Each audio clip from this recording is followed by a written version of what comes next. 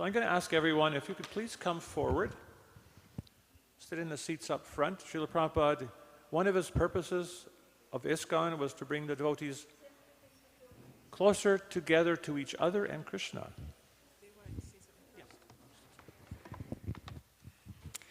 Hare Krishna, dear devotees.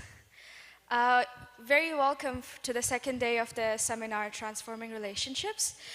And how was day one? Haribol? Let's hear a loud Haribol once again. With day two, we'll have a similar format, but since we're starting at 10, today's break will happen at 12. And so we'll go our ways for a break at 12, and then we'll meet again at 12:45, 12:30, 12:35-ish. And yes, over to 12. Lunch break is at 12.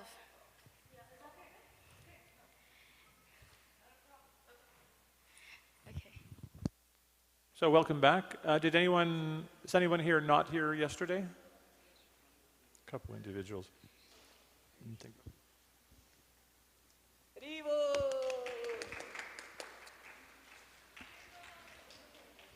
So yesterday we discussed the importance of healthy relationships and also the importance of healthy relationships in relationship to our Krishna consciousness and our spirituality.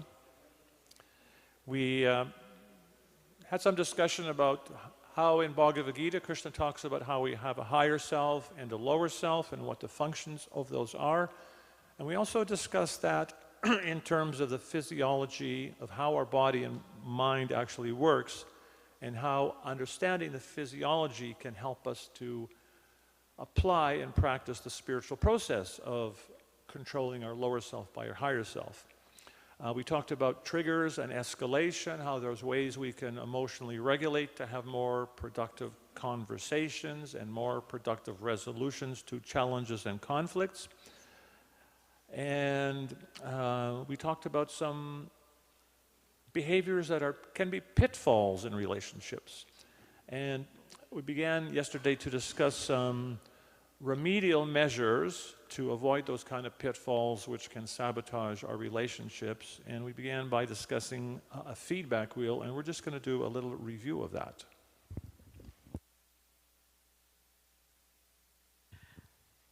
A little review and a little more practice.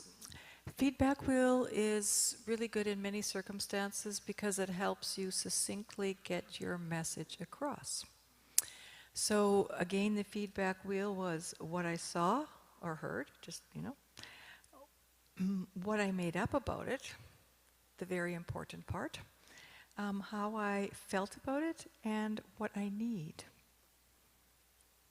And that could look something like this.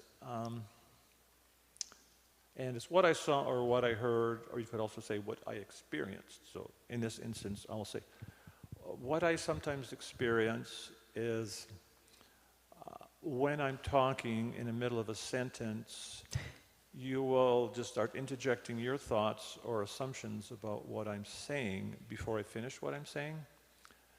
And the story I tell myself when that happens is that you're not actually listening, and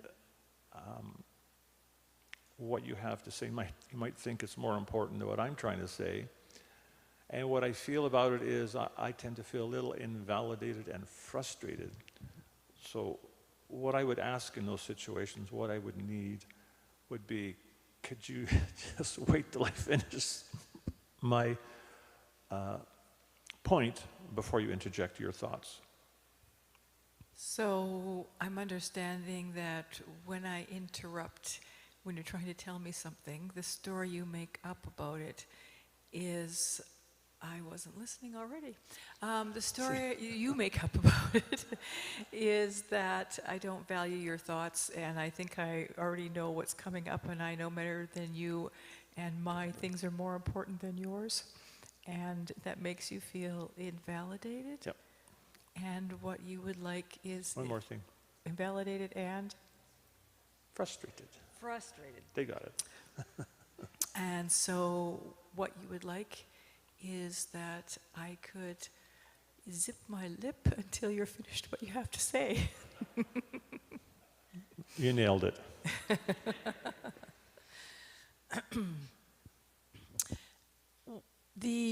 What I made up about it and how I felt is helpful because it's you can see from the other's perspective what your behavior is actually doing, and it makes you take it more seriously. And also for the person who's speaking, you really get to get your frustrations out in the what I made up about it. Because you're not at all saying anything about the other person. It's just what you made up about it. So you get to get all your frustrations out without being judgmental towards them. So it's good for that too. So, I don't know, break yourselves up, 2s or 4s. Even if you have to make up something, just get the format down. You might not know somebody well enough to have a specific incident. Make up an incident, doesn't matter. Just try to get the format down, and remember, no more than 2 sentences for each part of the wheel. So find somebody to partner up with. If your partner's in 4s, then 2 of you can watch and see what, you can offer your suggestions and you can switch off again, whatever you'd like. So we're going to give you about, 10 minutes for this. All right.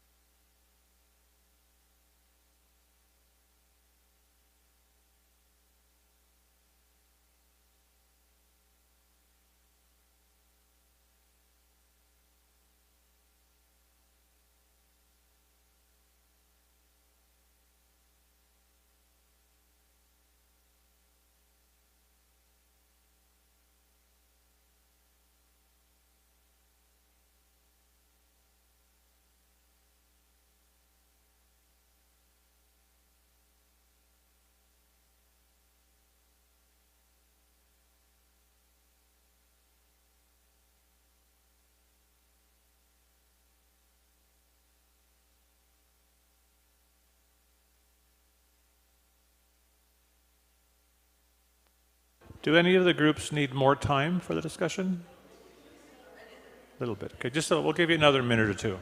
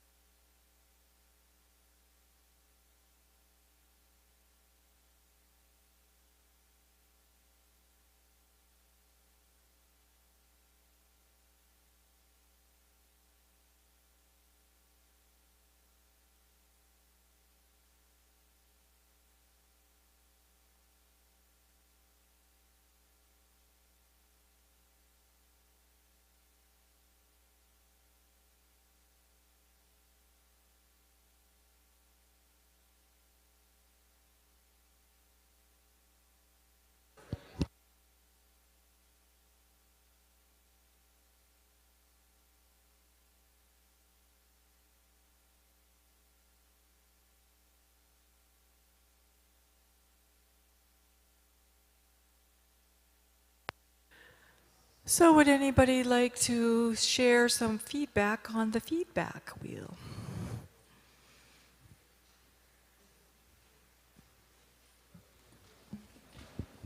Hare Krishna. Haribo. Yeah, it's very interesting. I was just observing, I wasn't participating. But right away, the person that was reacting was like, started to explain what happened, like defending, and I was like, it's not part of the, it's not part of the process. That's so hard not to do. If you start becoming defensive, the wheel's going to fall off the axle and you won't get forward. But then he was saying, oh, but yesterday Jay explained himself what happened. I was like, but that's because Vishaka asked for an explanation. That was something that she wanted. That was after, yeah. That was asked, like, and then that's when he explained himself and apologized. But unless the person is asking for an explanation, then you shouldn't offer it, I guess. Yeah. And that was after he did the feedback wheel too. It was like part 2. Yeah, and after you give the feedback wheel and the person feels understood and knowledge, then you can ask them, well, can I explain my side of that experience? Maybe. Possibly. Depends on the situation.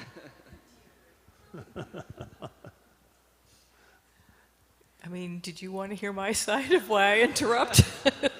No, it is important because some issues, sometimes it's not just a request, but sometimes it might involve something a little more complex. And It's been going on for 50 years and he's had enough. So might need sometimes a little back and forth discussion to work things out. Anybody else? Okay, Dino? 2 sentences might be difficult. Yes. Two sentences is difficult, but it's essential. The original was 1 sentence. Wow. If it's something that you need to bring up with somebody that's a little bit harder, you can write it out first. Like practice getting it down into 2 sentences. Then when you give it, you'll have it nice and succinct. So it is possible to write it out first. That would be what I would suggest. And then, for example, I give a feedback and the person responds to that. And then it's like, I have something to say about what they respond. So it's like, can we continue to... Feedback and forth? maybe.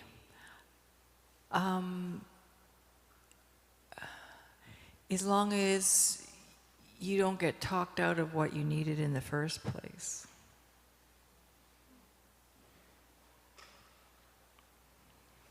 So it's good to consider it done after the feedback, after the listener. And just to remind you that this is actually a one-way process. We're trying to make it into the two-way process. He's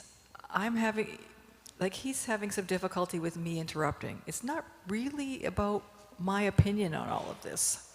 That's what he's having a problem with. And it's in my interest to give as much as I can and to hear him and not make it about me. It's just like if you go to take back, if you go to take back your microwave and the customer service window is saying, oh yeah, this microwave is not working. I know, it's tough, isn't it? My toaster doesn't work either. Is that what you want to hear? No. Just fix my blankety blank microwave, please. Isn't it? So that's kind of what the feedback wheel is for. There is other communication techniques where one person's heard, the other person's heard. You go back and forth until you work out something. This is more for when you really need something. It's just not working for you. Like if you have a decision to make or something in your relationship you're trying to negotiate, then you're going to have more of a back and forth conversation. And you're going to use the same technique of actually listening and repeating back, but the dynamic's going to be a little different. There's going to be more back and forth in that circumstance. Thank you, Prabhu. My question is the very first part of the feedback wheel, talking about the listener side, is to listen, to understand, not to find which way, where I was correct, right? Would you like to say a few more words on it? Because I personally feel, I myself feels really hard, feel it's a little bit hard. Okay, really hard for me to just think that, okay, no, I was right here, but I'm not understanding what he's trying to say or she's trying to say. If you're not understanding, you could ask them, can you just repeat that? Basically, importance of listening to understand. You're listening to understand, but you're saying sometimes you don't understand. Sometimes it's more like I'm listening just so that I can say that I was right over here, so my point was right.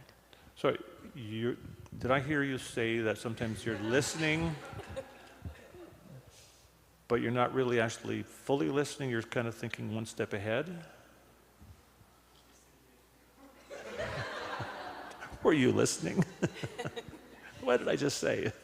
If I read this, it says, listen to understand, not to find what you can disagree with. But I'm the person who listened to what I can disagree with. So what's the importance of listening to understand? So you understand. Because what happens when you actually listen to understand, that's Rupa Goswami's recommendation of a loving exchange, which is to reveal your mind in confidence and hear in confidence. So that means you put aside your judgments, your thoughts, your vision of the events. You're just trying to understand what they felt, heard, experienced, and that's what you're trying to understand. And to do that, it's a bit of austerity, because you might become a little reactive to that, but you have to take your viewpoint and just set it down on the table. The problem is sometimes we have this fear that if I just put my view of that down, it'll get lost. But you can listen, you can understand what that person experienced, the story they made, how it made them feel, and what they need. Just hear and understand that.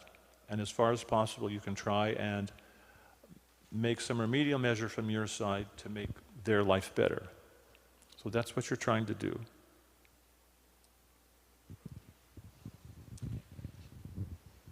being generous. We want to be generous in our relationships if we can do it. So we're going to go on to is it 5? To the winning strategies. Before we had our 5 losing strategies, what were the 5 losing strategies? Let's do a pop quiz. Being right. Everyone's going to remember their favorites. Your losing strategy? No, retaliation, okay. Withdrawal. Sorry, I didn't hear. Controlling, yep. Yeah, unbridled self-expression. Yep. Yep. Well, that's good. You remember that. No, that's important to recognize when those things pop up, because we can nip them in the bud and then try to do something more productive and constructive, which is what we're going to discuss, the winning strategies. Oops. So the first is to advocate for what you want. And you want to make your needs clear, and you want to nurture the change. So that was something that was expressed by the one-down and walled-off individuals. They found it hard to actually express what they needed. They had like this reluctance to maybe feeling unworthy to say what you need. But it's extremely important to know what you need to be happy in the relationship and have the confidence that you can express that. And to do that, here it says to make your needs clear. And to make your needs clear, you also need to be clear about what you do need.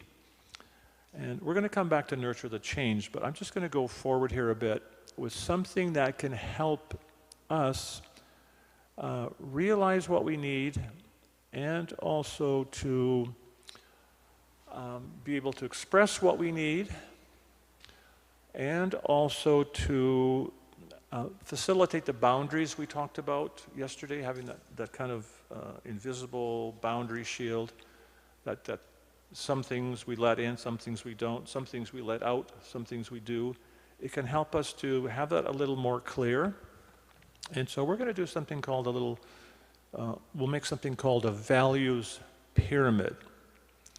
And it's very important in life to have a vision of what your values are, because your values, when you live them or work towards them, it gives your life meaning, purpose, and direction.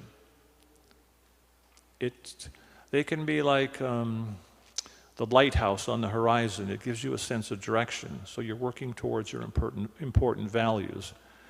And I'll tell you my own experience.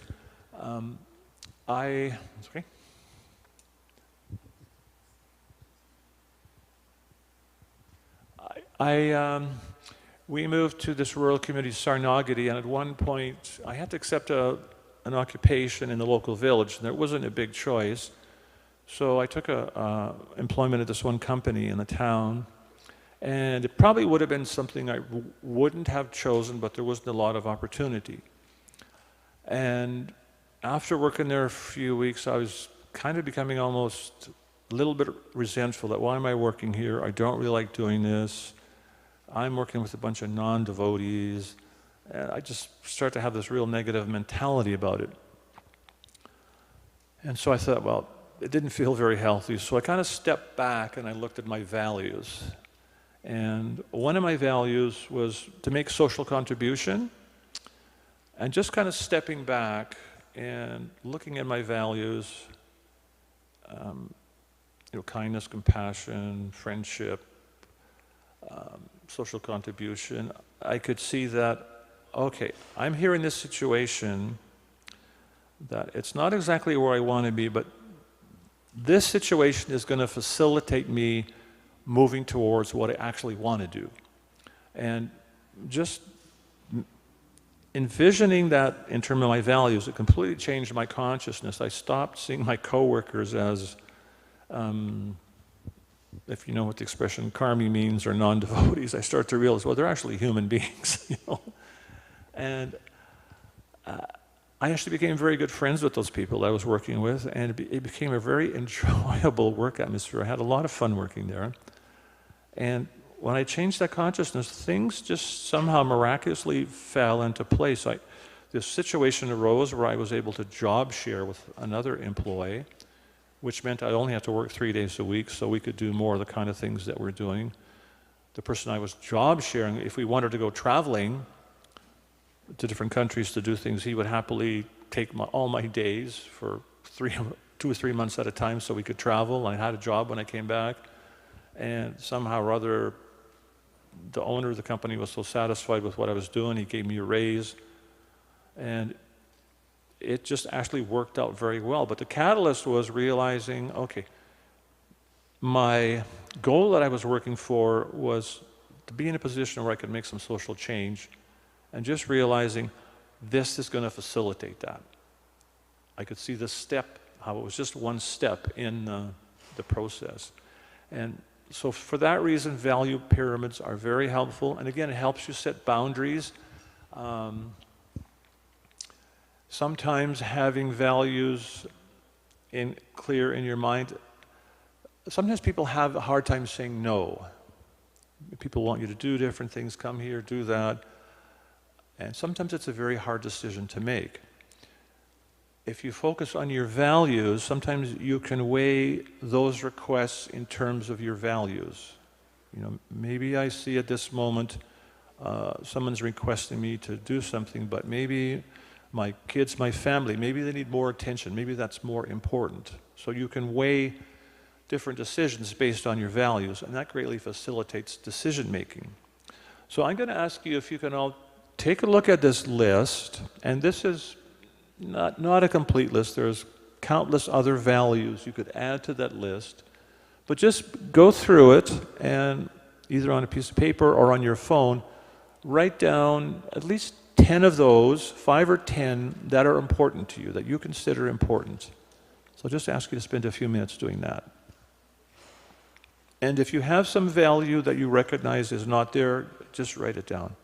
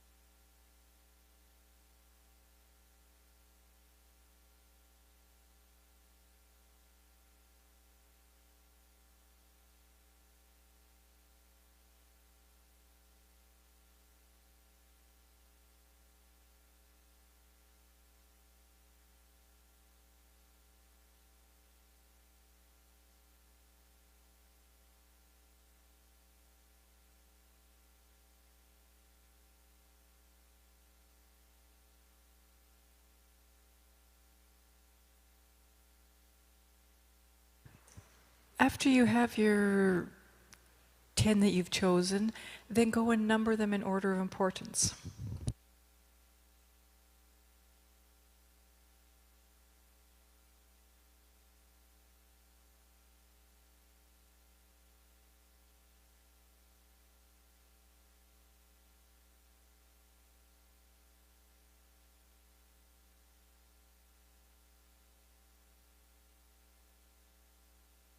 Example, compassion is a very important value, but that would kind of automatically be included in spirituality.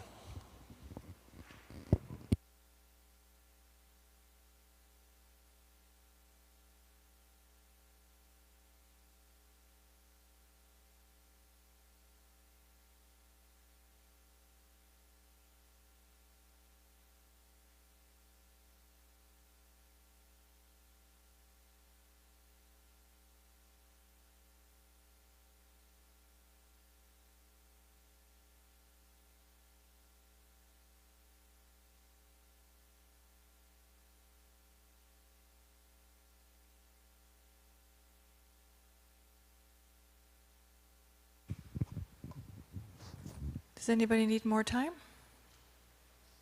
Okay.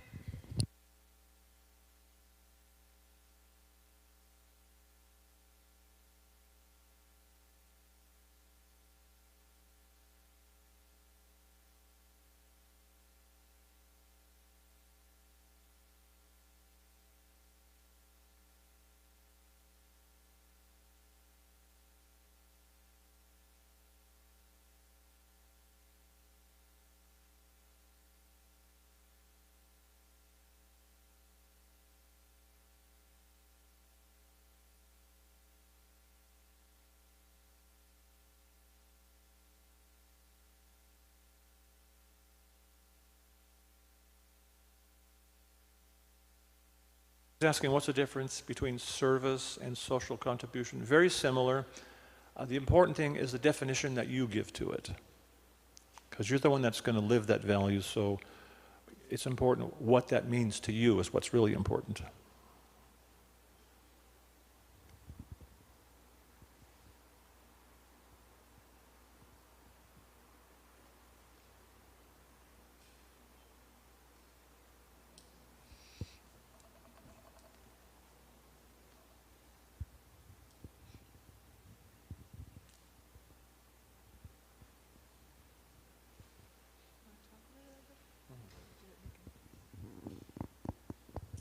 Is everyone mostly done? Got at least 5 prioritized? Okay, we're going to go ahead. If you're not finished, you can actually go online and find lists of even like 50 or more different values. And what a very good thing you can do, and I would suggest doing this for homework, is to make a little pyramid like that.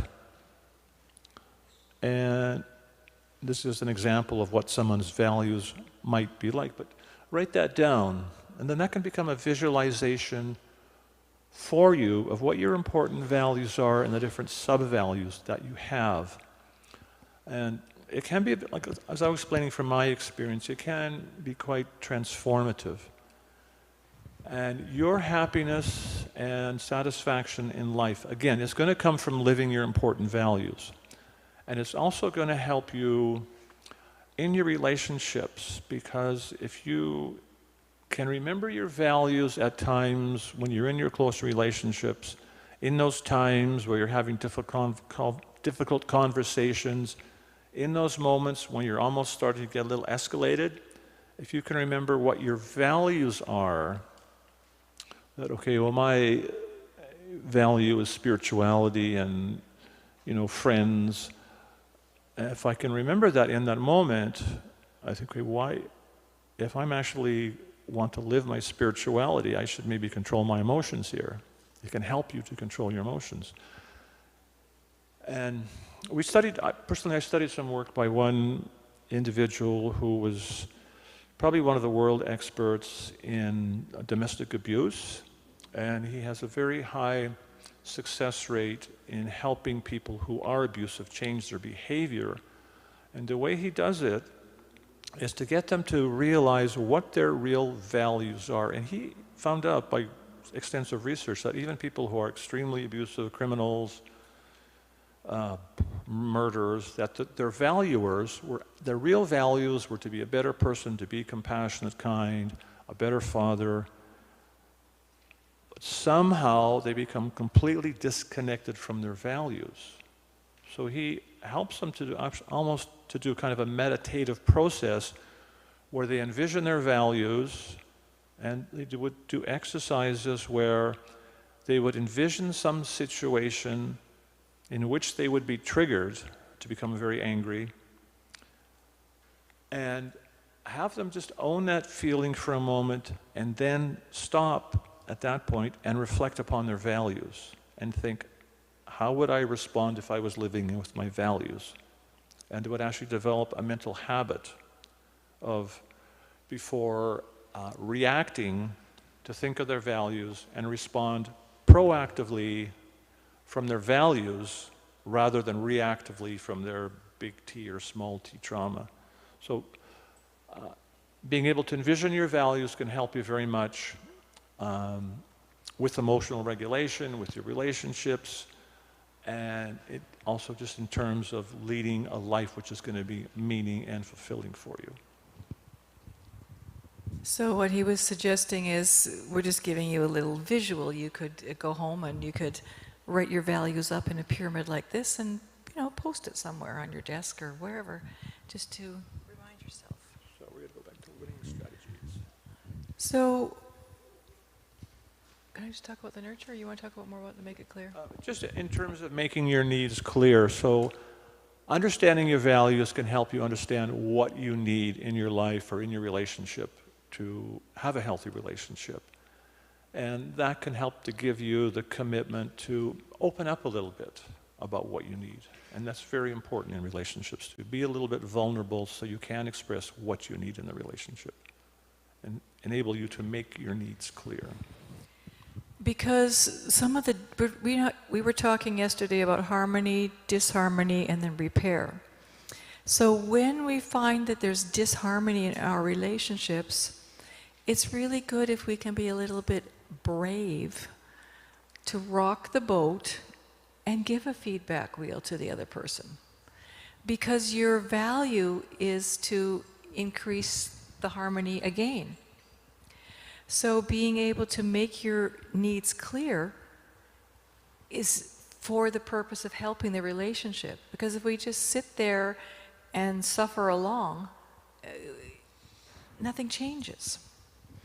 So when we do it, though, we need to remember that we're doing it because we want the relationship to be better, not out of revenge or control or retaliation or the losing strategies. We want to have the right motivation. And then once we've asked for something, so if I'm really dissatisfied with something and it's causing me a lot of pain in the relationship, I need to advocate for what I need using the feedback wheel. And then if my partner agrees, I was explaining this yesterday a little bit, help them, nurture the change. So how can I help you? Help me. Is it okay if I remind you? What can I, do it in a way that doesn't set you off? So that you're helping the change. Because change isn't easy. And you've probably been having that dysfunctional dance in your relationship for a little while now. So we want to nurture the change by helping the other person change. We sabotage the change by expecting it to be instant and to be nagging and criticizing. So we do need to be brave and request it. And once we've requested it, we need to be a little bit detached and help the other person. And patient. Is this a point to talk about skateboard? The monkey and the skateboard. Yeah, sure. There was a very interesting article that was written a fair number of years ago. It was extremely widely read. A journalist had been asked to write an article on how they train animals. And so she decided to write an article on how they can train monkeys to ride on skateboards. So sometimes you might see a video of a dog or a monkey actually like standing up on a skateboard and going down the street. How do you get a monkey to ride a skateboard? So she went to some place where they're training the animals. They have a skateboard in a room, and the monkey's there.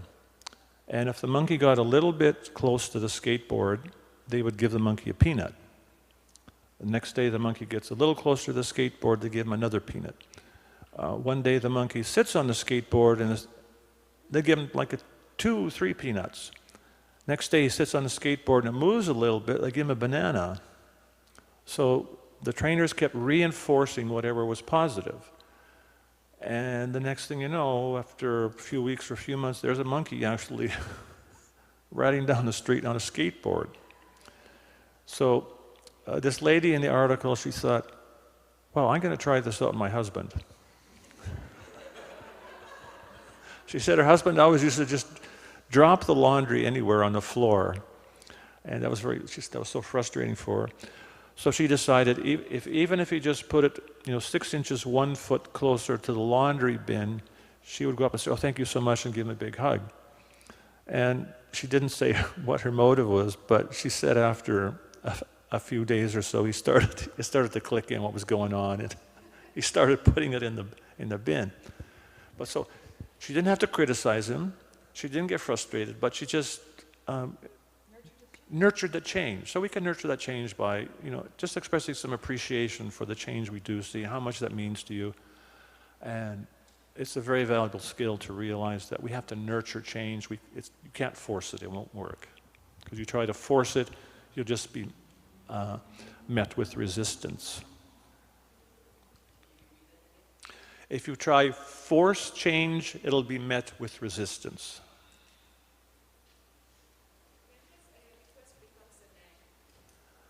When does a request become a nag? This is next. And also, sometimes it's not what you say, it's who you are when you're saying it. Sometimes it's not just the words, but it's who you are. Where you're coming from in your heart. So generally, if you're speaking from your heart, you're not going to say something like "you never," "you always," and so you want to say it in a very positive way, as the feedback wheel, in a way that's easy for them to hear. And if your relationship is actually in a very healthy state, then you might be able to say something like that in a humorous, loving way. "Oh, you never put that away," or whatever, and they might be able to receive it. But generally, unless your relationship is in a very healthy state,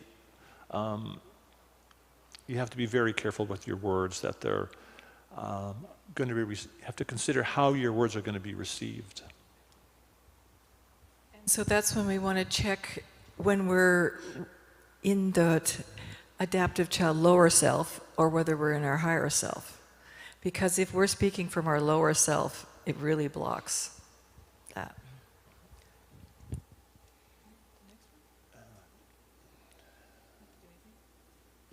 Oh, they're older, okay. Okay. Speak to make things better. So you want to speak to make things better, start with a request, not a complaint. I think we touched briefly upon this yesterday. Does it come up later too? Okay. So complaint is "you never," "you always," "why did you do that?" A request is again, the feedback wheel. You're expressing what you need in a very positive way. And especially, it's very important and helpful in terms of male-female psychology for ladies to understand that if you complain or nag about something to your husband, what they're hearing is you're saying "you never do this," and what they're hearing is "I'm a failure because you're not happy." That's what they'll hear. Because for men to see their significant other dissatisfied with them, it makes us feel inadequate. Whereas if you can, either by the feedback wheel or just say, "if you could do this for me, it would make me feel loved and protected, or make my life so much easier," it's so much easier to receive. Like we had this incident in our marriage that occurred a few years after we were married. I grew up in a family where either me, my mom, my sister, and my dad would take the trash out to the bin, and that was no big deal. And so in our relationship, I just started to notice that she would take the garbage out from under the kitchen sink, put it on the floor by the end of the counter. And so for a long time, I was just taking it out. And then I thought, just subconsciously, because it's what I grew up with, that I'll just leave it for her today. And it would just sit there. And I thought, what's going on? Why doesn't she just do it? So I just left it a little longer, and she was getting frustrated. It's building up some tension.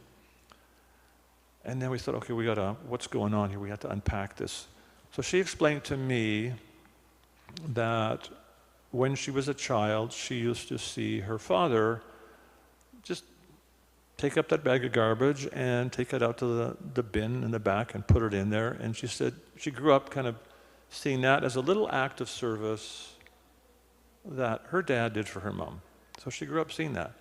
And this was over 50 years ago. And I can remember her saying, she said, "When you take out the garbage, it means as much to me as when you built the house." I thought, wow, if I can make you that happy, picking that little bag up, walking like 10 yards and putting it in the bin, I'm more than happy to do that. But if she just left it there, or she's saying, why you never take out the garbage, I just feel like a failure because she's unhappy. But she just explained in very clear words how I can make her happy. So that's how we need to make these kind of requests in such a way, especially in our close relationships, that we can see we're actually nurturing the relationship by giving opportunities for each other to fulfill the needs of each other.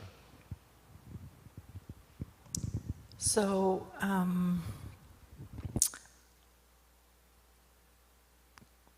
who's got the mic? Can you pass it to this couple right here, the blue shirt and yeah. If you don't mind. I'd like you to make a complaint to your wife. Hypothetical.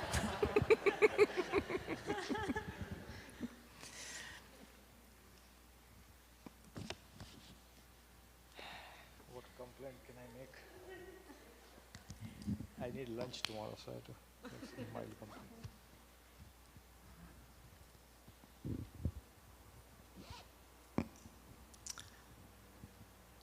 Such a nice couple. It's hard for them to think of anything.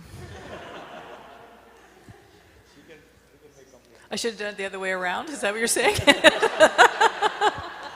You never make dosha.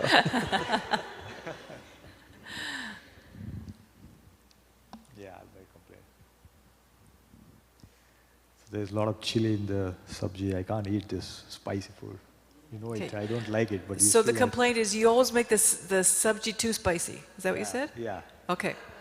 So what's the response to that? It's like, yeah. You don't have to respond. I put less No, you chili. don't have to respond. I'm just saying, when we say, you always make the sabji too spicy. Well, yeah. It's hard to respond to complaints. Now make a request.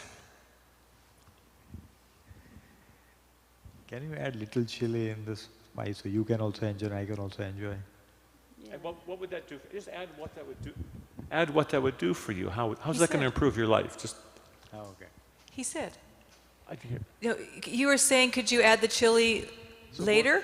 Yeah, no, can you add the chili in less chili so I also enjoy, you also enjoy? Yeah. Oh, so you both enjoy. Okay. Yeah. I missed that. Yeah. Yeah. I take very mild spice. So Right. So it's which one was easier to hear? Which one did you like hearing better? The first or the second? The second. Yeah. Yeah. It's so much easier to do. Yeah, I could Both do are that. happy, yeah. Yeah. All right. Bhagavad Gita explains that speech in the mode of goodness, it's actually pleasing to hear. It's beneficial. So we can say what we need in a pleasing, beneficial way. Okay, Jai, why don't you make a complaint to Vishaka? Payback time. Hypothetical.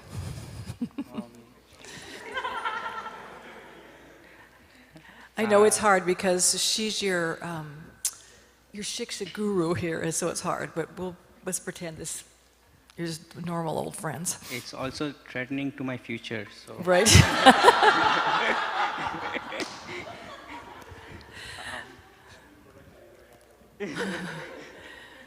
So a complaint is usually you always or you never. So I'll start it for you. You never or you always, and just fill in the blank. Prabhu, you never called me to your place after that incident.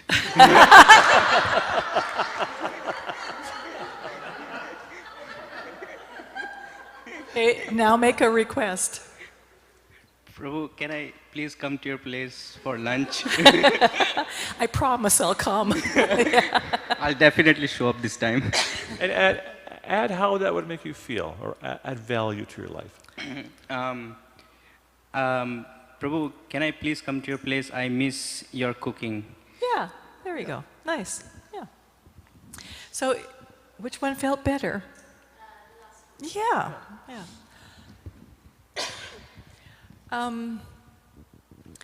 Both genders are pretty good with complaining. I do think us ladies are a little better at it, don't you? I don't know. What do you think, man?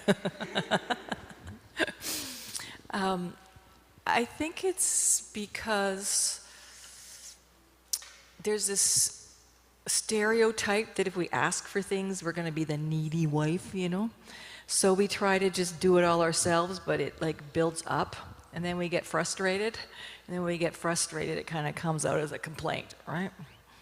So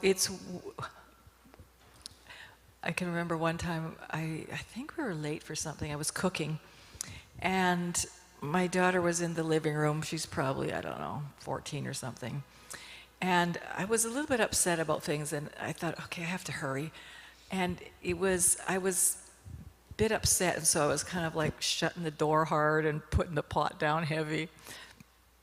And my daughter says from the living room, "If you need help, Mata, you could ask."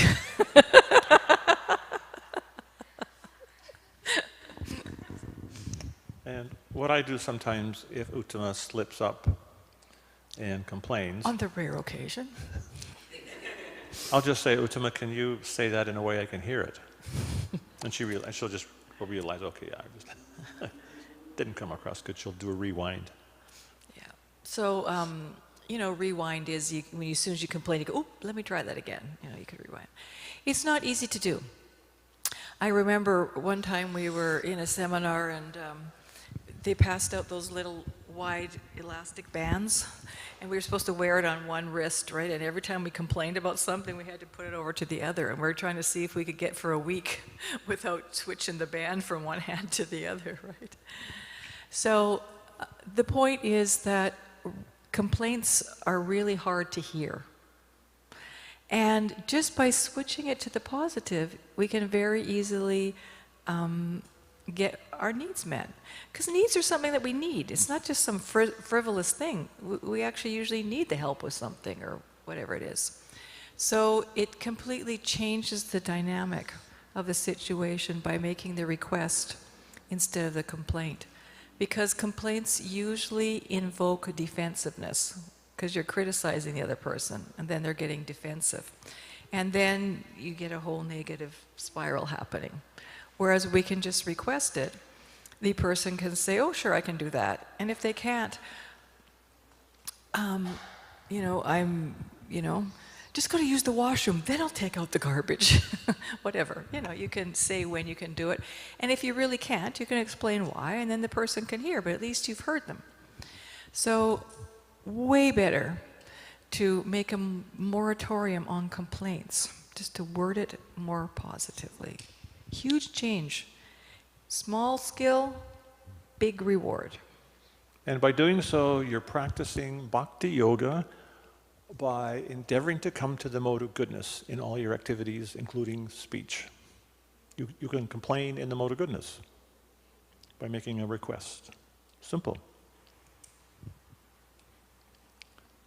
Next one.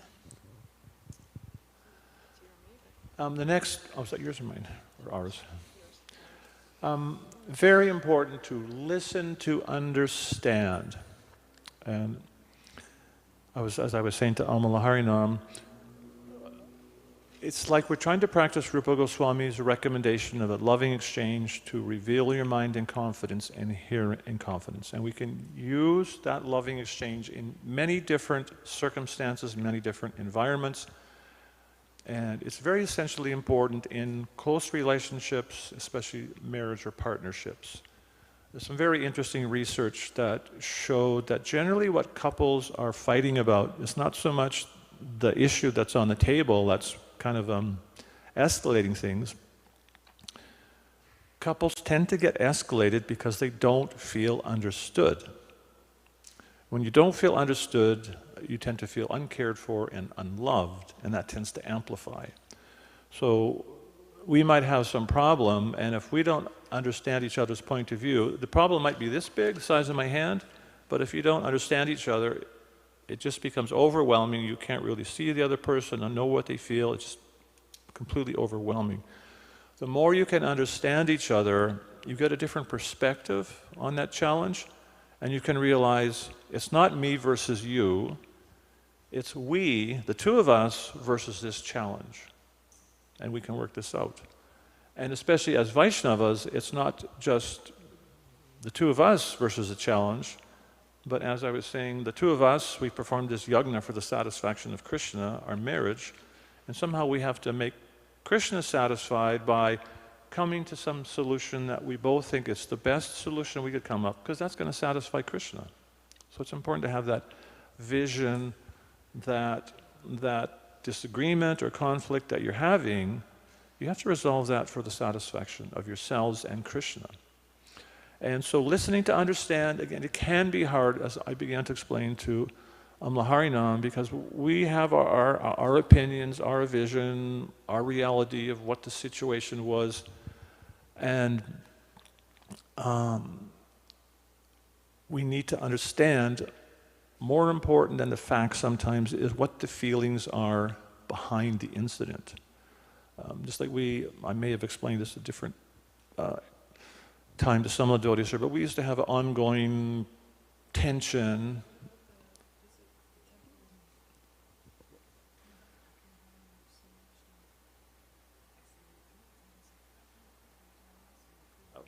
I can explain that too.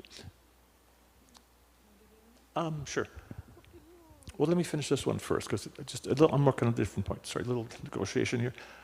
So we were having a tension around going to airports, which we were doing a lot before COVID. And I'm excessively compulsive, I admit, about punctuality. And in going to airports, I'd like to be there maybe an hour earlier than what they call for. So she would feel like I'm dragging her out the door, and I felt like she was dragging her heels, wanting to go a minute. And this went on and on and on many times. And then finally, we thought, okay, what's going on here?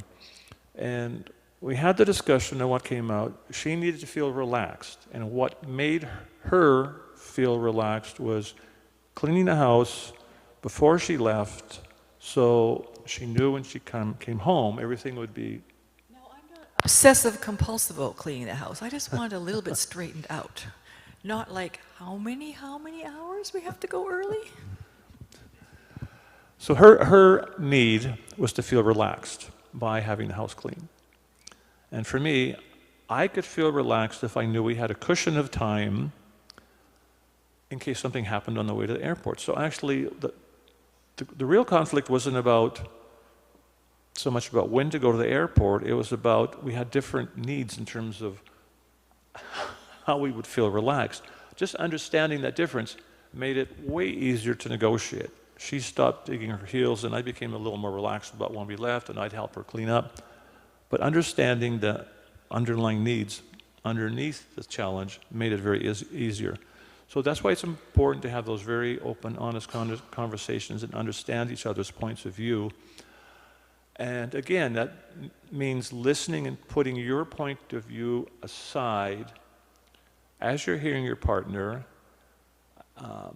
understanding them and making them feel understood. And especially that you can do that by repeating their point of view, their feelings and needs in your own words to them. Then they'll feel understood, and they can do the same for you, and that's important.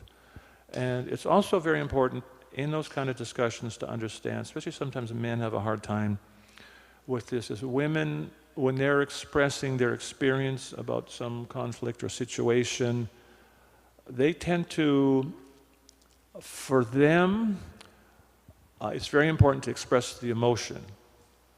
Sometimes the accuracy of the words is not as critical as expressing emotion. So if a lady will have a big feeling, she might use big words. Like maybe you had a big festival here in the temple, maybe we were here, and Uttama said, wow, there was like 600 people crammed in the temple. It was so ecstatic. And I could say, wait a minute, there's a sign on the wall over there that says the maximum standing room capacity is 300. There's no way there was like 600 people here. It's impossible. So I just like completely invalidated her feelings, and she's going to feel frustrated, and there'll be a big disconnect. But she was just trying to express a big emotion by using big words. And sometimes that's important to understand in our dialogues with our significant other. try to understand the feeling. And it's important to understand sometimes in those things in terms of perception. Sometimes perception, again, it's more important is the feeling than the perception. And also you want to ask yourself, do you want to be right about your perception, or do you want to be in a relationship? Which is more important? You want to say something? Probably reflective listening is one of the most taught skills. Most people have taken courses on or been in seminars, and sometimes it's difficult for couples to practice it, but it's actually important that you do. If you want to have a healthy relationship, it's very important to learn to understand each other. Because often, again, what escalates your challenges into conflicts, it's because you don't understand each other. So learning to hear each other and understand is extremely important for relationships. So the next winning strategy is responding with generosity. So we were already talking about acknowledging whatever you can and giving as much as you can. So a really good skill to develop is something that's called relationship jujitsu. I can't even say the word. Jujitsu, you want to explain jujitsu? Jiu-jitsu is a form of martial arts. Say someone's going to attack you or throw a punch, they're exerting some energy to harm you. And jiu-jitsu is a martial art where you judge where their energy is coming from, and you can use that energy against them. So someone might be going to punch you, but you won't just duck, but somehow you'll get a hold of their arm, and by using that force they were throwing at you, you can actually get them to completely flip over upside down. You just use their energy to make it happen. So in relationship jiu-jitsu, my husband goes in one direction, usually. He doesn't have a reverse. So he goes in the bathroom and the light goes on. It somehow doesn't ever get turned off on the way out. So if I'm in a bit of a grouchy mood, and we have solar panels, so when you leave the lights on, then we run out of electricity. So say I'm seeing the bathroom lights on again, and I go, "You never turn off the bathroom light." Okay, now I'm complaining, and I should be requesting. So, But, So what I can do, I could say, can you say that in a way I can hear it? That's one thing you can do. But I could also use the jiu-jitsu move, and I could say, "Oh, no problem, I'll turn that off. And by the way, would you like some fizzy water tonight?" I'm going to the kitchen. Would you like some fizzy Yeah. water? Fizzy. We have one of those spritzer pumpy things, So, so it's like he's not taking offense from it. It's like I'm a little bit grumpy. "You never turn off the light. The bathroom light's on again." Okay, you're giving what you can, and you're giving as much as you can. He's adding something more on. Okay. So, we want to see like a little skit or two. Get in a little group, get a jiu-jitsu move, and then show it to us after. Are you going to break group supper?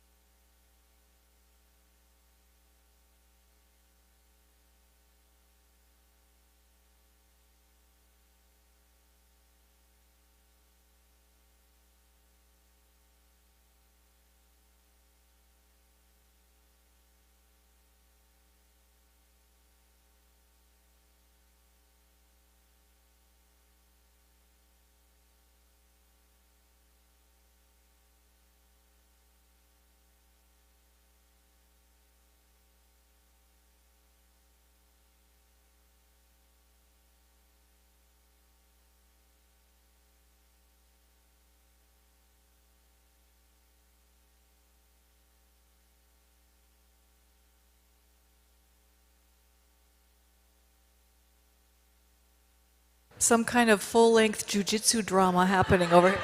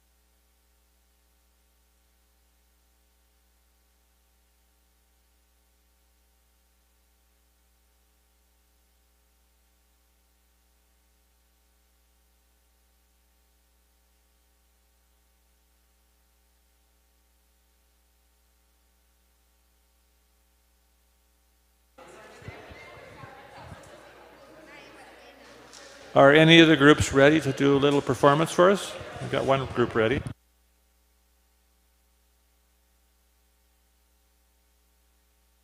Quiet on the set.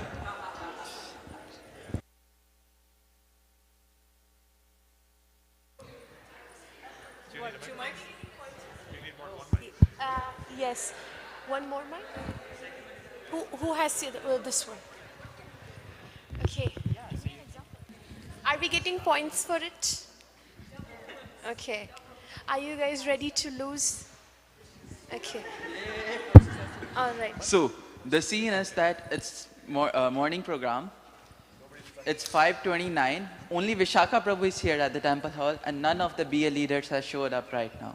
So it's 5:29. We'll be doing Aarti, and then they'll show up.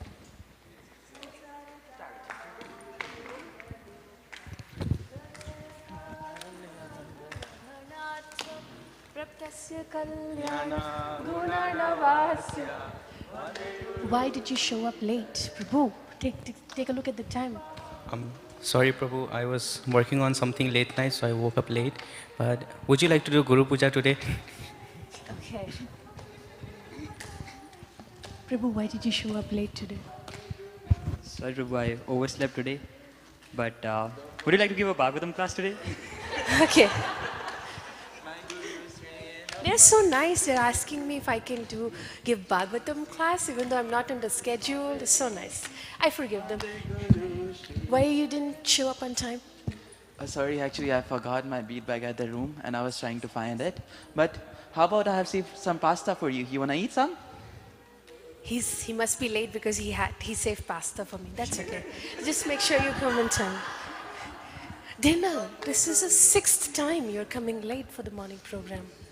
I'm sorry, Prabhu. As I was walking up the stairs, I literally felt like I couldn't move. But how about after the morning program, I give you a nice massage? Okay. Anyway, Vande Guru Shri Charan Aravindam. And then Vishaka Prabhu is happily ever after. One symptom of healthy relationships is couples are able to inject some humor. And that can change the dynamic. Even sometimes it'll be a difficult subject, but you can inject some humor. And it's important. See, every one of those people could have got defensive. Yeah. And just made an excuse and be grumbly. But you all just, and offered something up. Very nice. Anybody else want to give it a try?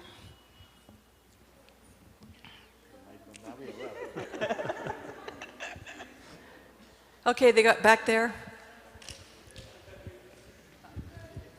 Do we stay here or do we go somewhere? Do we go somewhere or we stay here? From here? Can you come up here? Sure. It's just easier for everybody to see and hear. Plus, this is being broadcast live to 44 countries. No. We don't have a whole sketch or anything, but I don't know. I was gonna do with him. I don't know. What are we doing? Ajit. Second microphone for you. I don't know what we're doing with him. So I didn't do it with him, so I don't know. Okay, the first one we did. The first one. Yeah, the first one. Prabhu, you don't come and visit us in Toronto lately. Why is that you don't come and visit us? Okay, I'll come a lot, and I'll bring you Mahaprasadam from Radha Manohar in Montreal. Okay. Jai, Haribo. Another complaint was, Prabhu, you never give us prasadam from Govinda's free. That was the initial complaint.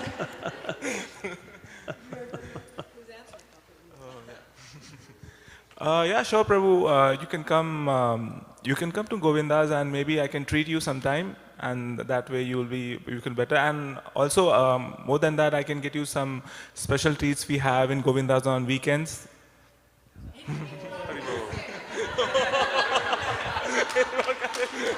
And another. Prashadam will always smooth it over. And Mahaprasad from Radha Manohara. Perfect. And another way to handle this is, Prabhu, why you are thinking only just for your, your stomach? I'm giving you meal for your soul. You can touch and more here, and you can be happy. All right. Are you going on again? No, thank you.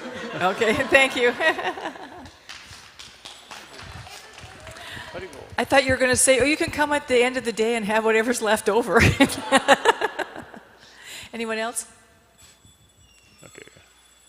One more. We need one more.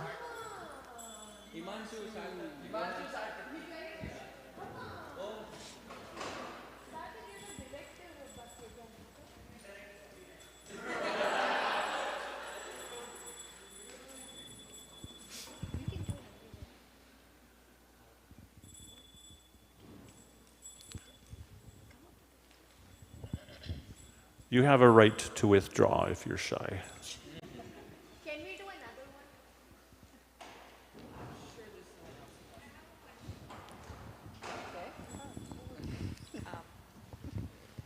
What's your question? I'll just repeat it. There we go. Hare Krishna.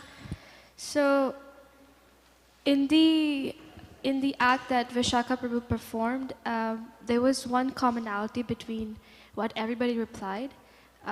They said, "I'm sorry" at the start of the sentence. So my question is that she's the one who also taught me that the word "I'm sorry" usually loses its value if we use it too much. So, and when we have someone we love and then we just keep saying sorry to them over and over again, it loses its value. So what to use in that sense? What other things we can say or how we can make it better? Well, it could have said, yeah, I'll try harder tomorrow. And would you like to give Bhagavatam class? Instead of saying sorry, you could explain what you're going to do better. And you could say, I can see that's frustrating for you. So just like when I said, the bathroom light's on again. I'll get it. He's going to do it. Because saying sorry but making no change is a little frustrating. So you can express the change that you're going to make too.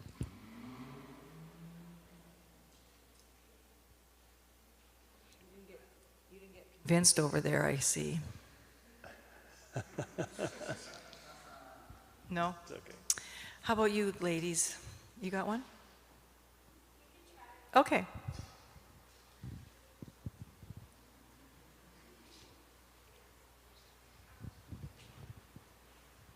Second mic here. Second mic.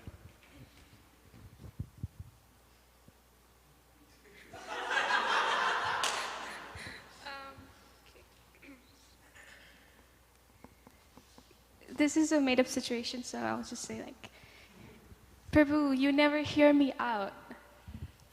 I can see how that's frustrating. Why don't we spend some time together later this week and I'll get you some ice cream too.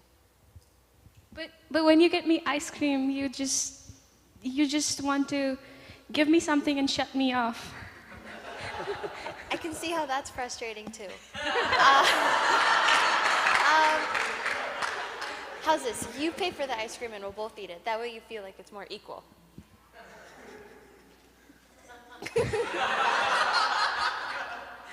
Okay. Okay. Do you want to continue? Okay, so you were basically saying, well, let's go sit down and talk. Yeah. Yeah, that's what you're saying, yeah. And we'll have some ice cream too. Yeah. Yeah, nice. Okay, sounds good. Yeah. Where do we talk? In the cherish. All right. We done this? I think we are. Okay. We did them, let me see. When does that come up? I can give as much. Okay, this is good. So this one is cherish what you have. Can we? Okay.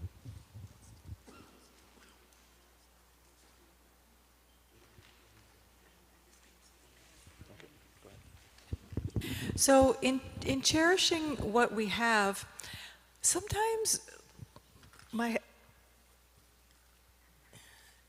yesterday my husband was explaining how they've done research, and sometimes you'll see different couples and one's happy and one's unhappy, and when they look, they're both doing the same amount of things for each other. One's noticing and the other one isn't, and so they seem like they're not happy.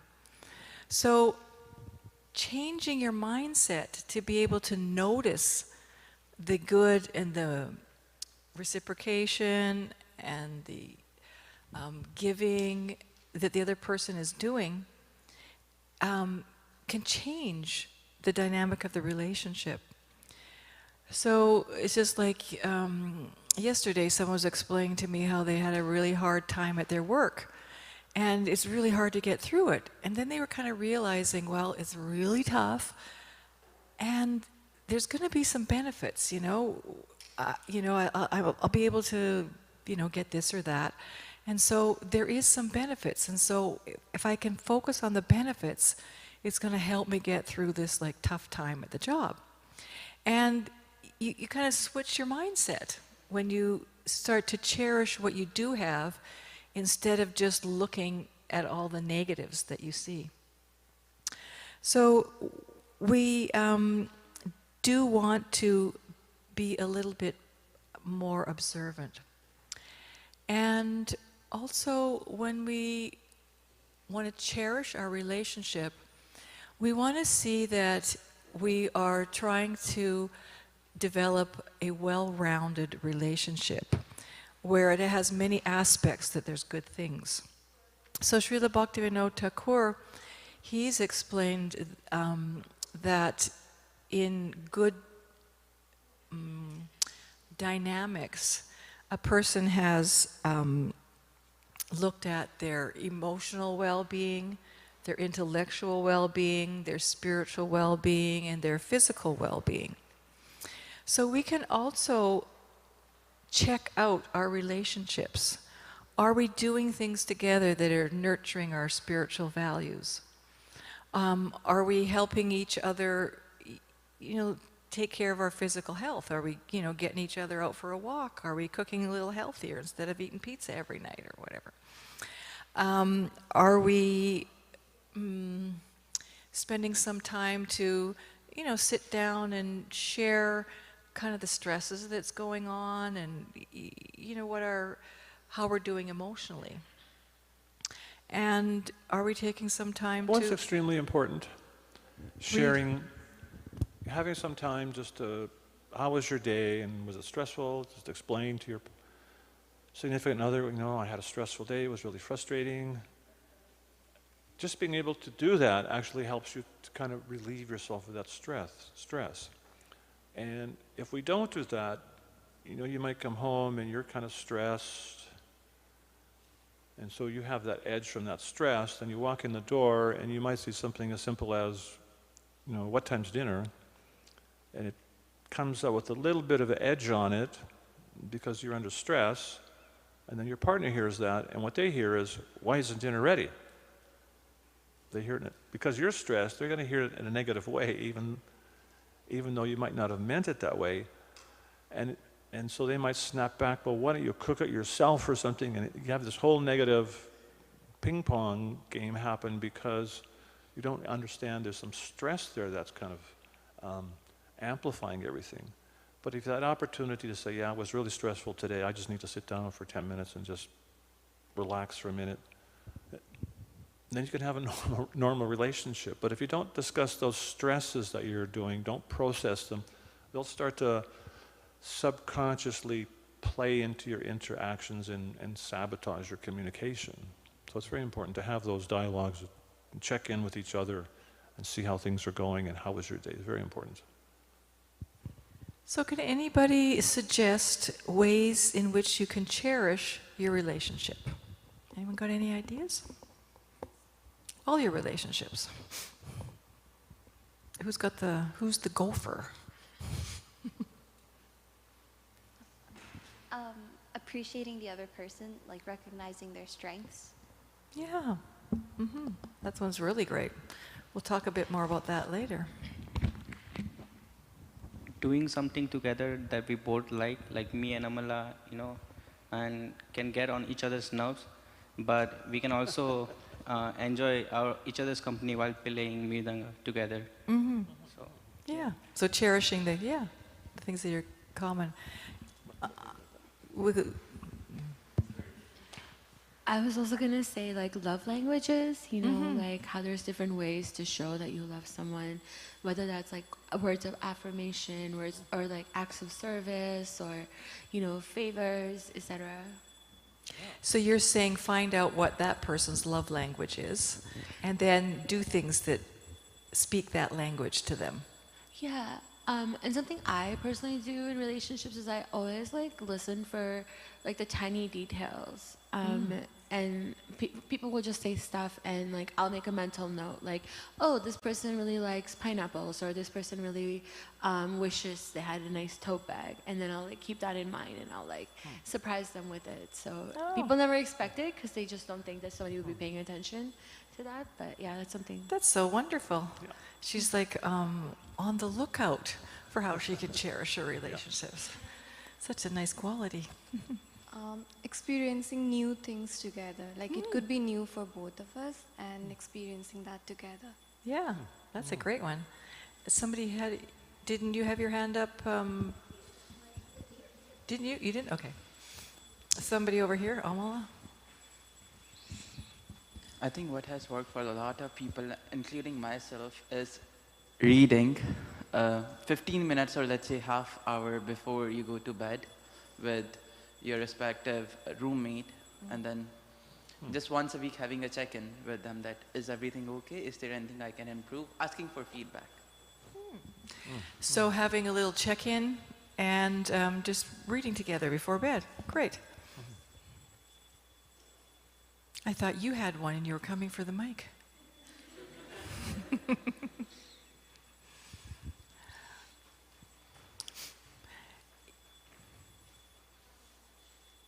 I think just letting them know that you're there for them, like just reassuring and using words of affirmation also. I think that comes to her point also of love languages in general. So. Yeah.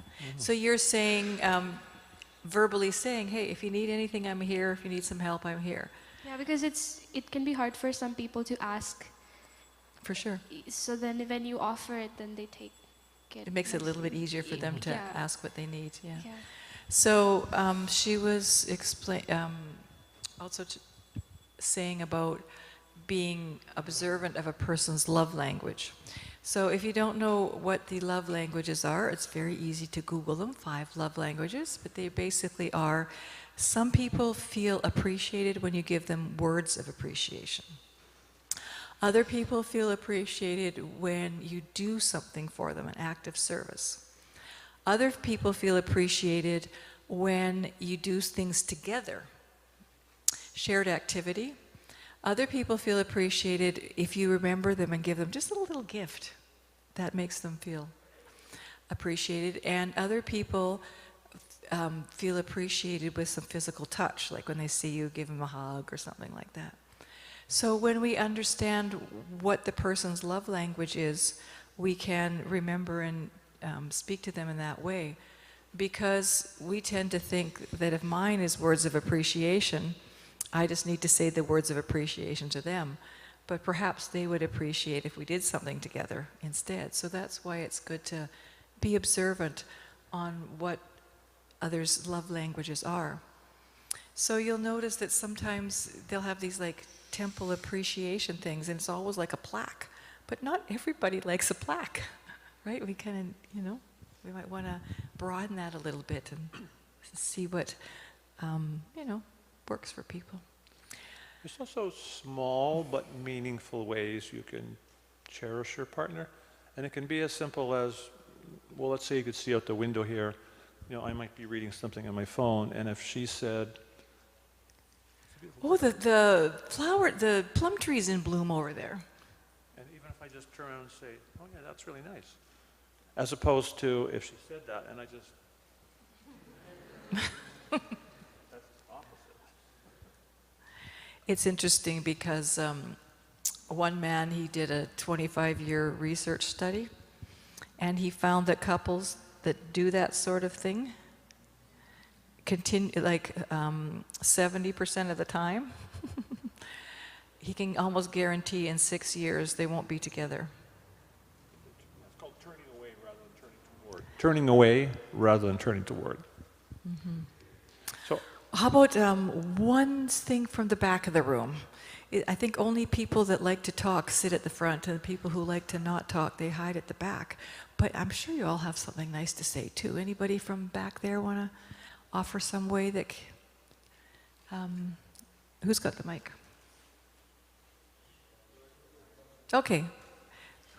Who's the gopher? Okay. By remembering important days and celebrating them together. Yeah. Like different milestones that people have reached in their relationship. Yeah, by remembering important days.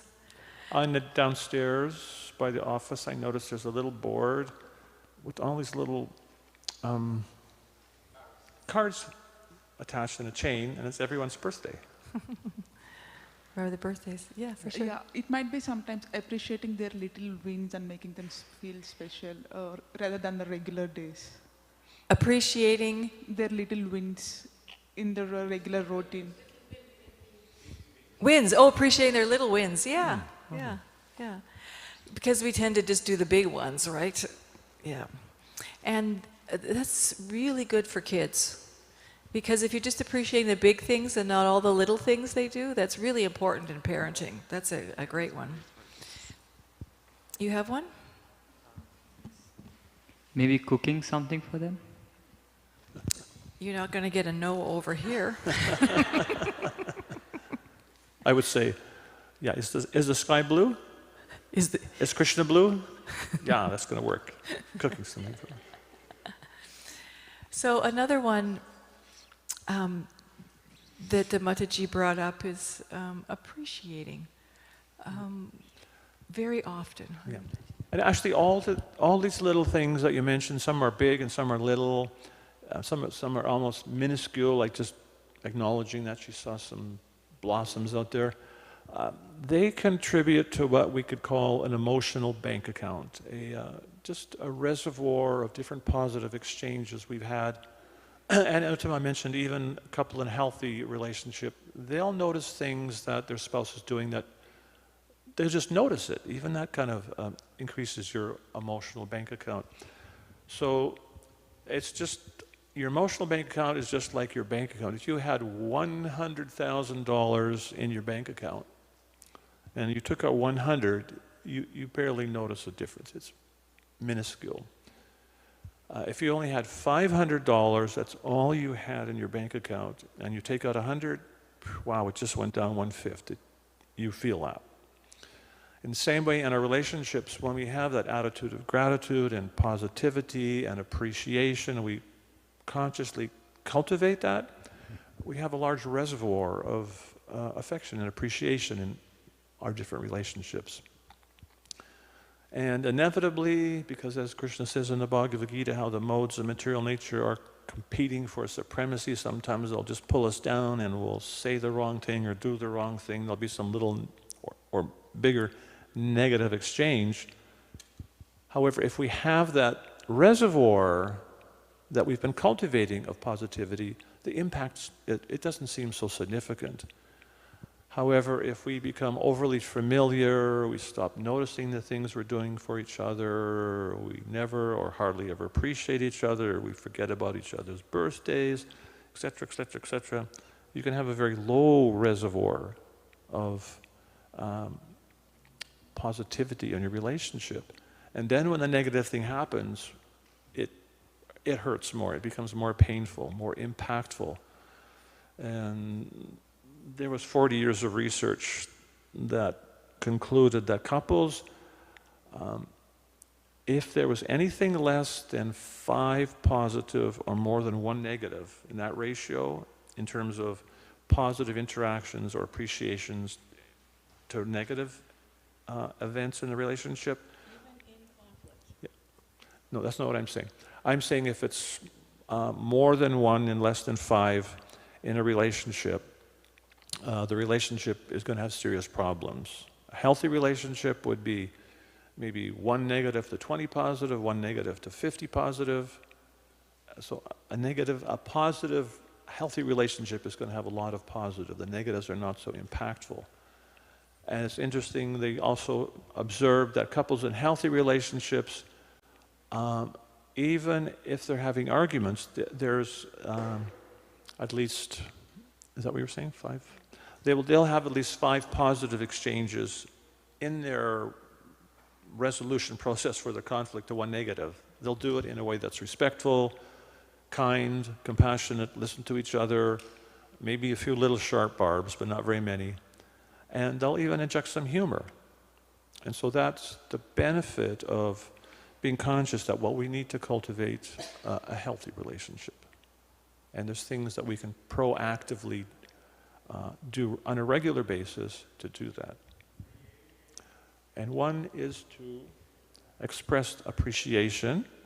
So if you know someone here or with your partner, turn to your partner or friend or spouse and take turns telling them something you appreciate about what they did or some characteristic, quality they have, and also tell them how it adds value to your life. So I'll give you a couple of minutes to do that.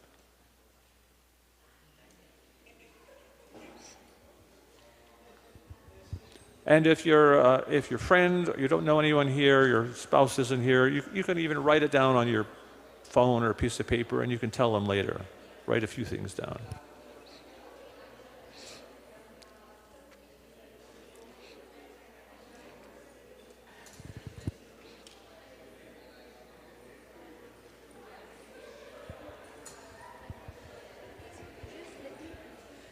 We'll be done by 12 and then we'll come back with all this.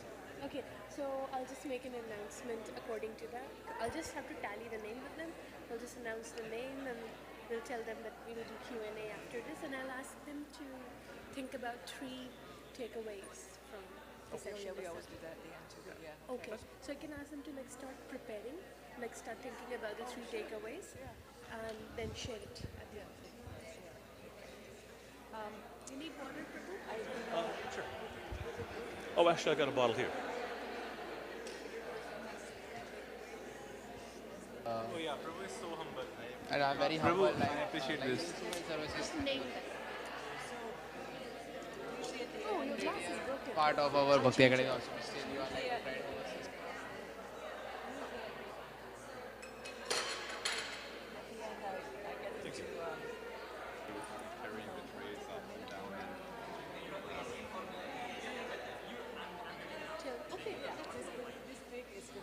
Okay, so I'll just say takeaways. Write down your takeaway, and start thinking about your takeaways, and We actually have a slide for it, but okay.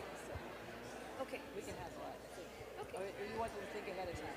I wanted to give them a heads up. Okay, sure. Yeah, so that they genuinely think about it. Yeah, and if they have a question, they can ask me before. Yeah. Okay.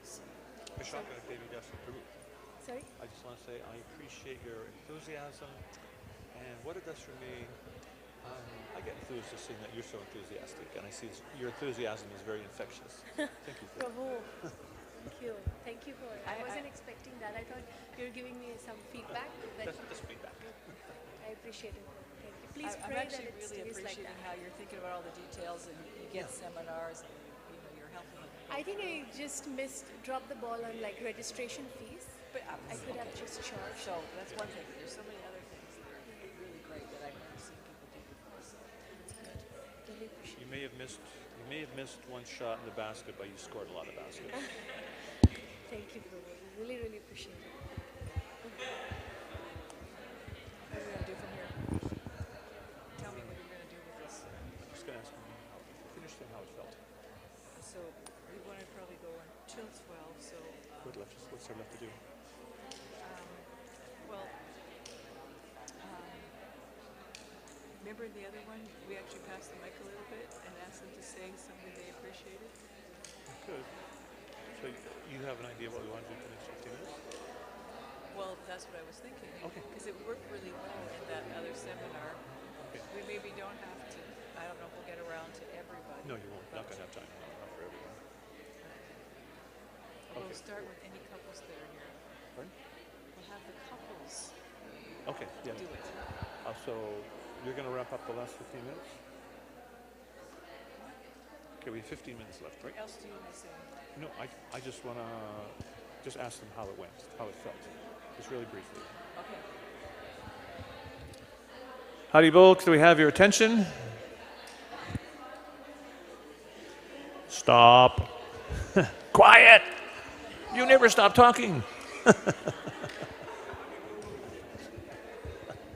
So I appreciate how you're all so enthusiastic about offering appreciations. What I am hearing is that it's so much. This feels so good. You don't want to stop, right? Yeah. Is it hard? No. So something you can do very easily in your friendships, your relationships. You can appreciate the pujaris, the cooks in the temple, the manager of the temple, express appreciation to them. Don't stop. You can keep doing that. And it's very healthy. And in your close relationships, please continue that. So we're going to, let me just see, we got a lot of people here. We're going to have the couples demonstrate how this works. Who's got the mic? Vishaka. Okay, well you can start. Give the mic to, you're already good at this. She made us do this ourselves at her house the other night. So tell Vishaka one thing you appreciate about her and how it adds value to your life. Is this being recorded? For 3 brownie points. I appreciate how you're always engaged in various types of services, not only in our household, but even in the temple. The effort you put in to make Partha and Uttama Prabhu's visit meaningful and bring everyone, closer to this seminar to really understand the importance of relationships, how you're taking care of the ashram residents, through check-ins. Think Pundish Ravana, just one. How does that make you feel? I think it puts me in a reflective state and makes me feel that the good qualities that she has, and just reflecting on how it can even transform my own life in a positive way. So, yeah. Do you have to reflect back? No. But you can, what's one thing you appreciate about Pundish Ravana? I appreciate how patient you are with my speed, and I cause a lot of action. I bring a lot of action points, and you very patiently, like the move that Prabhu just taught. That's good. So you appreciate that he's patient with your your speed of life? Yes, and I just didn't realize it until Partha Prabhu mentioned it, that you've been actually using that move that, I forgot the name of the move. Yes, that one. So you've been actually using that, like, for whatever time we've been married. So thank you for doing that. But now I know you. So it was makes your you defense. feel supported, or what? It makes me feel supported, and also you never gave me a feedback on this, so I also feel that you genuinely care and understand the depth of it. So I feel very uncomfortable how people are looking at it. Yeah. Okay, let's pass the mic.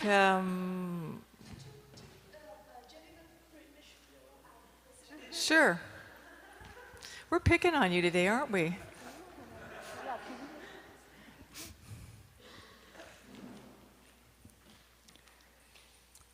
It doesn't have to be that long. It can be like one sentence. I appreciate one thing, Yeah. I appreciate how you nicely take care of the deities, because I'm busy with my work, but you still do the deity service at home. So thank you very much. And it makes you feel... Yeah, it makes me feel really relaxed, because I have so much work pressure. else to do. So she does, and she inspired does it. too, probably. Yeah, Nice. Thank you. You want to give it to her? What's one thing you appreciate about him? He's very punctual. Okay, good. Can you tell him? I don't... You are very... I appreciate that you are... It actually helps if you look at him when you're talking to him.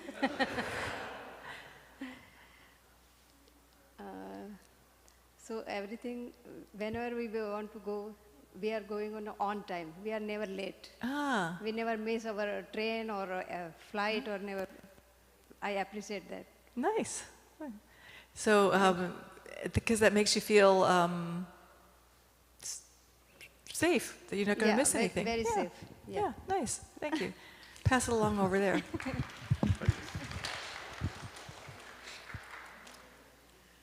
So right now I'm just working one day in a week because I have a small daughter and I'm pregnant, and I appreciate my husband that he's supporting me financially and emotionally as well. So that makes you feel? So sometimes I'm frustrated with his behavior, but like thinking about his positive points. But by but when you think about it, that makes you feel so good that there everything you go. is going, everything is going smoothly in my life. Keep it at that.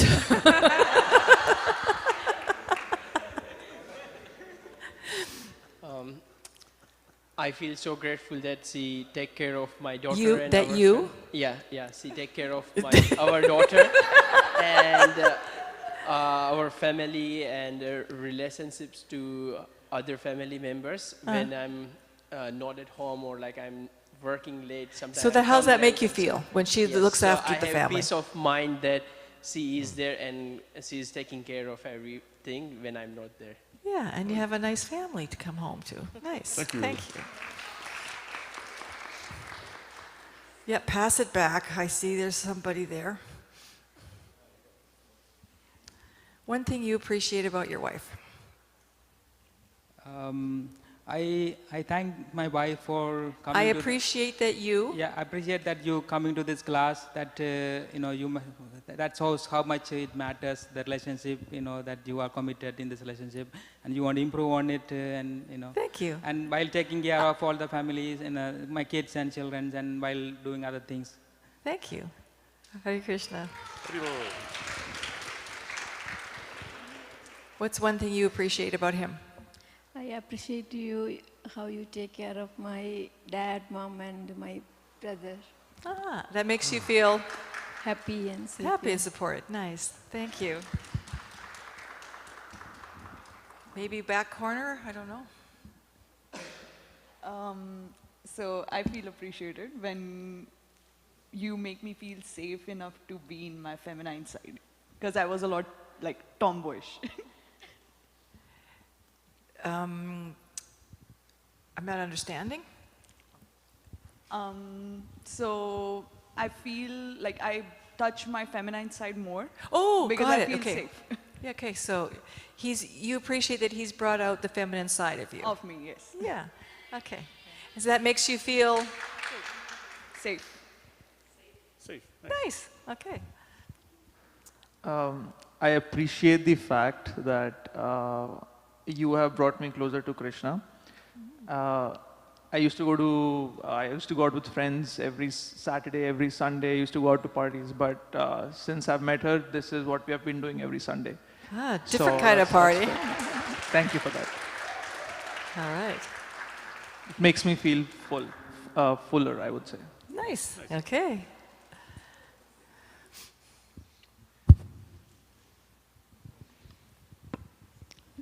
Yeah, I appreciate you taking care of DTs and weekly classes, Bhagavad Gita. Makes you feel? It makes me feel happy and help me associate with Krishna consciousness. Nice. Thank you. And I'm appreciating you for driving me here to Toronto, so I don't have to drive all the way myself. And I can practice more Gita. Ah, nice.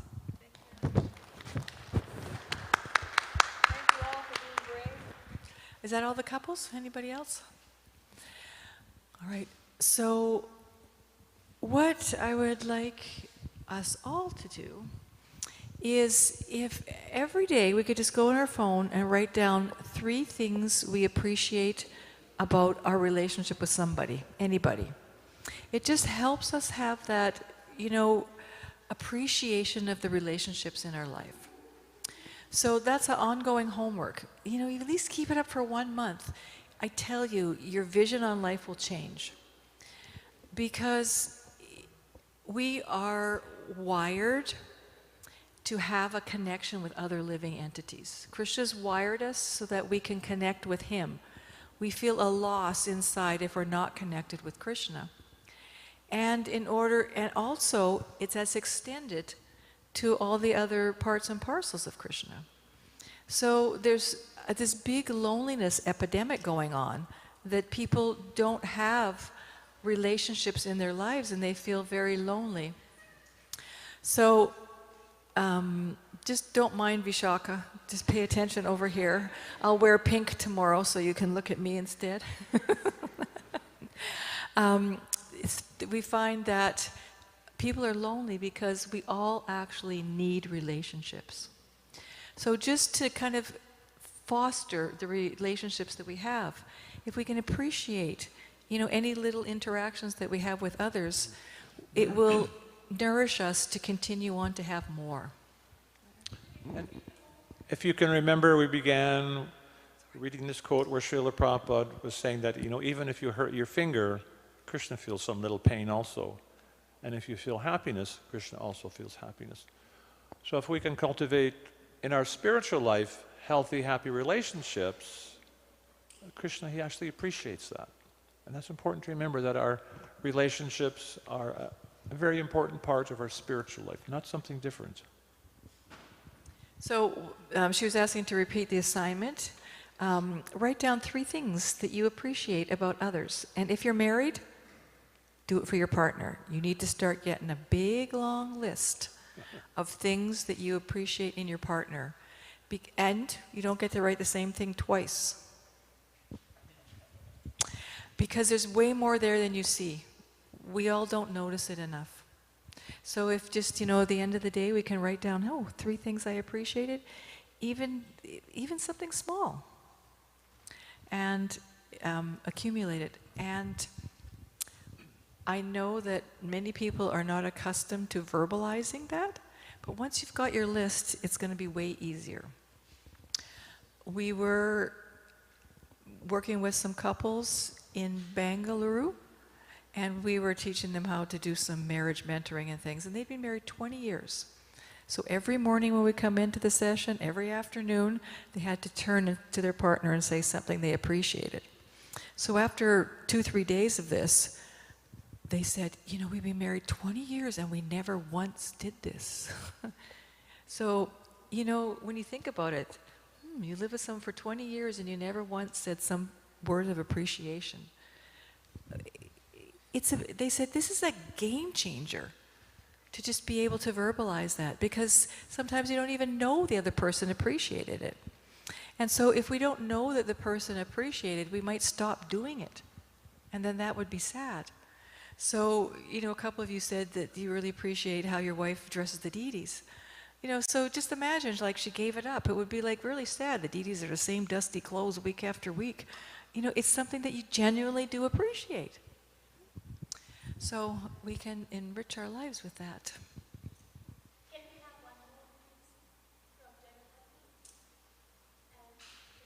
Oh, one more couple we missed back there? I didn't. She just came in. Oh, you could grab them in here. All right. Do they have a microphone? Okay.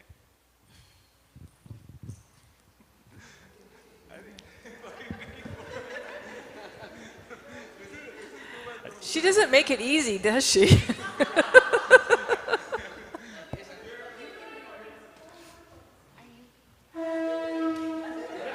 I really appreciate you. Saved by the conch shell. Taking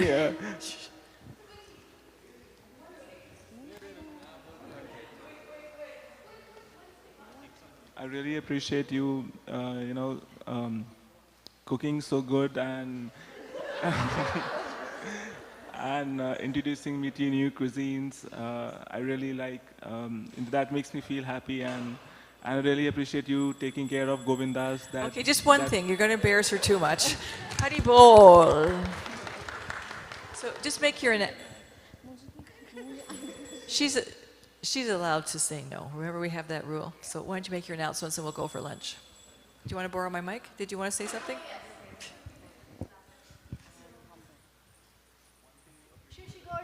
Ki, Shri Radha Kichur Gopinath ki, Shri Jagannath Baldev Subhadra ki. Okay, so before we all go for prasadam, I just quickly wanted to double check some names. If you're here, if you have not registered, please come at this desk and register yourselves. So we'll be heading now to the prasadam hall for lunch, and then please be back in the temple hall by 12:30. Yeah, and during prasadam, please think of some takeaways that you have learned that you'll be sharing later. Okay? Hare Krishna.